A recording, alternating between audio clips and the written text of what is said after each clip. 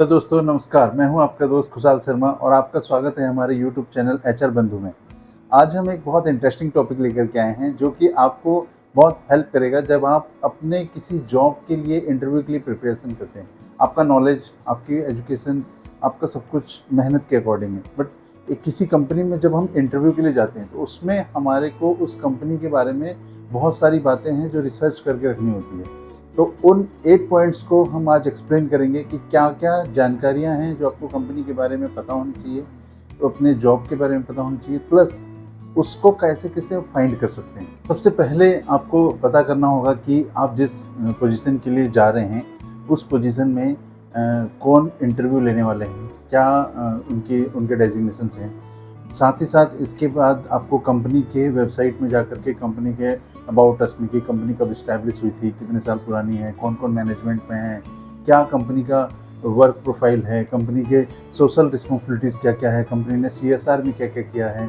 आप जो भी इंटरव्यूअर हैं उनके लिंक्डइन प्रोफाइल में जाकर के चेक कर सकते हैं कि वो किस-किस चीज़ में पोस्ट करते हैं, क्या उनके इंटरेस्ट एरियाज़ हैं ताकि वो किस टाइप के क्वेश्चन पूछ सकेंगे, इसका अनुमान लगाना। साथ ही साथ उस पोस्ट में क्या सैलरी पैकेज है, क्या वर्क एक्सपीरियंस है, क्योंकि वर्क एक्सपीरियंस और सैलरी पैकेज ये फिटमेंट होता है कि कैंडिडेट का। अगर आपने अपने वर्क एक्सपीरियंस और सैलरी पैकेज के अकॉर्डिंग इंटरव्यू देने जाओगे तो ही आपके सिलेक्शन होने के चांसेस ज़्यादा हैं। अगर आप कम में चले गए तो आपका मन नहीं करेगा, और अगर कोई ऐसे डेजिग्नेशन में चले गए कि वो आपके पोजीशन के अकॉर्डिंग बहुत ज़्यादा है तो इंटरव्यूअर का भी आपको 1-2 बार देख करके तुरंत साइड कर देंगे।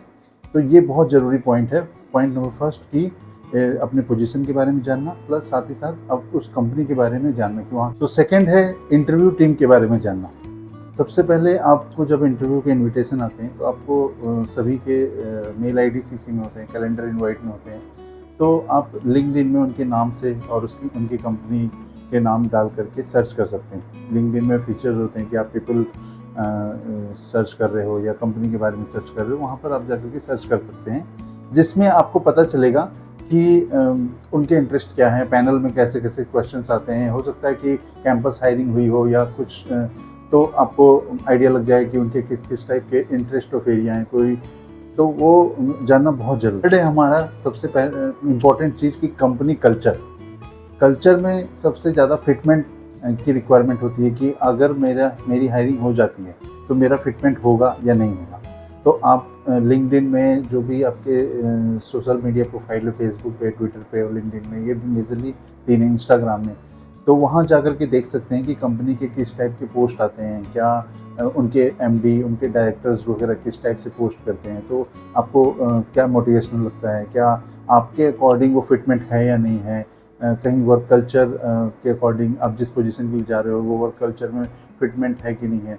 ये सारी चीज़ें कंपनी के कल्चर पे होती है, क्योंकि अगर आपने इसका कंपनी का कल्चर अगर सही नहीं है, वहाँ पर लोगों को टर्मिनेट किया जा रहा है या फिर कंपनी में तरह-तरह की नेगेटिव न्यूज़ हैं या नेगेटिव कमेंट्स हैं, तो वो सब सर्च करेंगे तो आपको पता चल जाएगा और वहीं से आपको आइडिया भी लग जाएगा कि इस इंटरव्यू के लिए जाना है या सिर्फ या जा करके इसको क्रैक करके इसमें ज्वाइन करना है।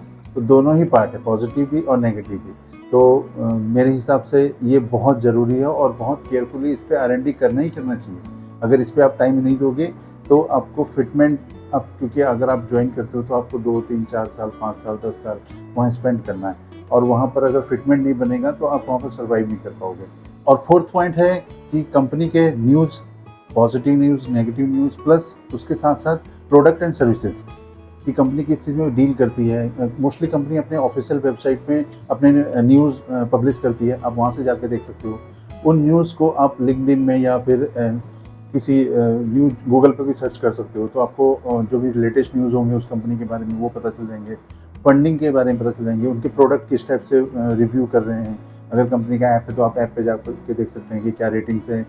iOS और गूगल प्ले में जाकर देख सकते हैं कि किस टाइप से उनके रिव्यूज़ आ रखे हैं प्रोडक्ट के और उनके क्या-क्या आगे आने वाले फ्यूचर प्लान्स हैं, ताकि कंपनी किस हिसाब से ग्रो करेगी आने वाले सालों में। अगर आपको हायर करती है तो आप किस पोजीशन पे कहाँ पर होंगे। ये सारी चीज़ें उनके प्रोडक्ट एंड सर्विसेज और न्यूज़, इन तीनों चीज़ों में मिलेगी। तो इसके बारे में भी जानना बहुत ज़रूरी है, क्योंकि इससे आपका फ्यूचर डिसाइड होता है। तो हमारा 5th पॉइंट है नो अबाउट द क्लाइंट, कि किसी कंपनी का प्रोडक्ट है, सर्विसेज है, तो वो अपने क्लाइंट्स को बेचती हैं। तो उन क्लाइंट का क्या फीडबैक है, किन-किन क्लाइंट्स के साथ वर्क कर रहे हैं, क्योंकि किसी कंपनी का क्लाइंट ही उसके रेपुटेशन को डिफाइन करता है कि वो किस तरह से ग्रो करेंगे आगे जा कर के, कि क्लाइंट की क्या-क्या ग्रोथ है। कुछ-कुछ कंपनीज़ आप वेबसाइट पे जाके देखोगे तो वो किस-किस का बड़े-बड़े क्लाइंट्स के साथ काम करते हैं, तो उनके लोगोज़ वगैरह डले होते हैं, उनके बारे में डले होते हैं, उनके टेस्टिमोनियल्स डले होते हैं कि रिव्यू हमारा ऐसा है, हम इस तरह से काम करते हैं, कंपनी ने हमको इतनी सारी सर्विसेज और प्रोडक्ट दिए हैं, तो हमारा बिज़नेस इतना ग्रो किया है। तो ये सारे पॉजिटिव चीज़ें आप देख सकते हो। 6 पॉइंट है हमारा इंडस्ट्री एंड कॉम्पिटिटर्स, कि कोई भी बिज़नेस आप कर रहे हो तो कॉम्पिटिटर ज़रूर होंगे, और आपके नेचर ऑफ इंडस्ट्री किस टाइप की है। अगर आपके कॉम्पिटिटर स्ट्रॉन्ग हैं, जो आपको बीट कर सकते हैं, या तो इसके बारे में आइडिया लगाना बहुत ज़रूरी है कि आप जिस कंपनी में जा रहे हो, अगर वो स्टार्टअप है तो उसके कौन-कौन से कॉम्पिटिटर हैं, और अगर वो कंपनी एक अच्छे मुकाम पे पहुंच गई है तो उसके कौन-कौन से कॉम्पिटिटर हैं। एक एग्जांपल है कि पेटीएम मैंने देखा है, अभी कुछ दिन पहले लिंक्डइन में पोस्ट देख रहा था कि उसके कॉम्पिटिटर सारे हैं, लाइक फ़ोनपे, भारत पे, ज़ीरोधा, क्योंकि वो सारी सर्विसेज देते हैं।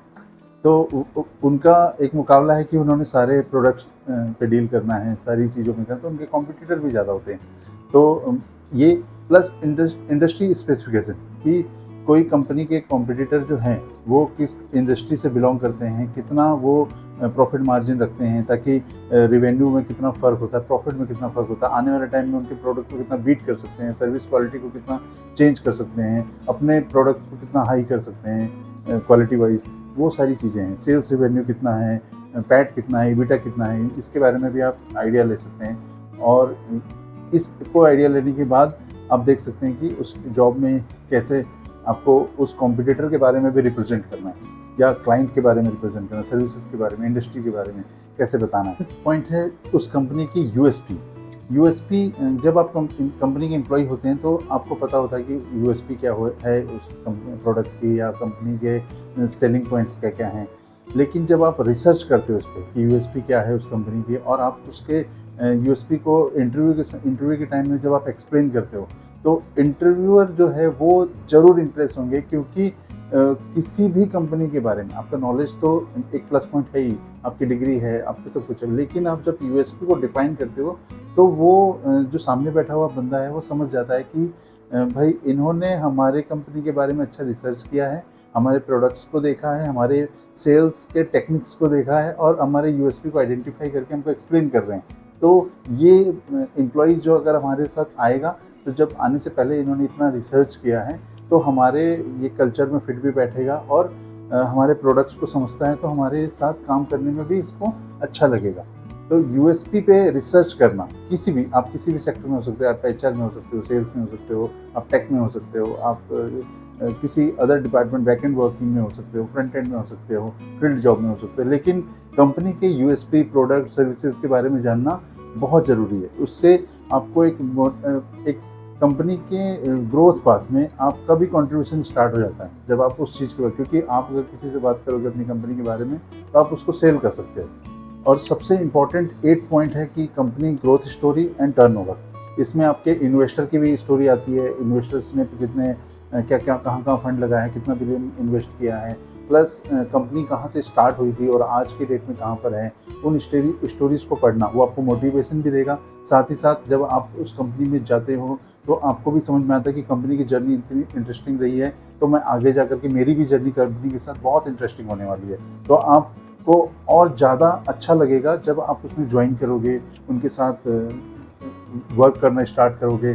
तो ये जानना भी बहुत ज़रूरी है। साथ ही साथ कंपनी का टर्नओवर, कि कंपनी ने स्टार्टिंग कितने से करी थी, क्या-क्या कैपिटल है, कितने कौन-कौन से डायरेक्टर्स हैं, कौन फॉरेनर डायरेक्टर हैं, कौन इंडियन हैं, क्या-क्या उनके क्वालिफ़िकेशन हैं। साथ ही साथ आप ऑनलाइन उनके बैलेंस शीट्स वगैरह पब्लिश होती है, वो चेक कर सकते हैं। लास्ट ईयर के न्यूज़ चेक कर सकते हैं, या लास्ट क्वार्टर के न्यूज़ चेक कर सकते हैं। तो इससे आइडिया लग जाए कि कंपनी के टर्नओवर में क्या-क्या चीज़ें हैं।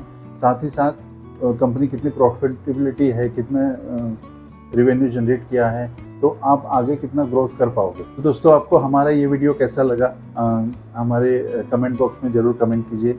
हमारे इस चैनल को सब्सक्राइब कीजिए और अपने फ्रेंड्स और कलीग के साथ शेयर कीजिए ताकि उनको भी ये इम्पोर्टेंट जानकारी मिले और वो भी इससे कुछ नॉलेज गेन करके आगे अपने लाइफ में यूटिलाइज कर सकें। धन्यवाद।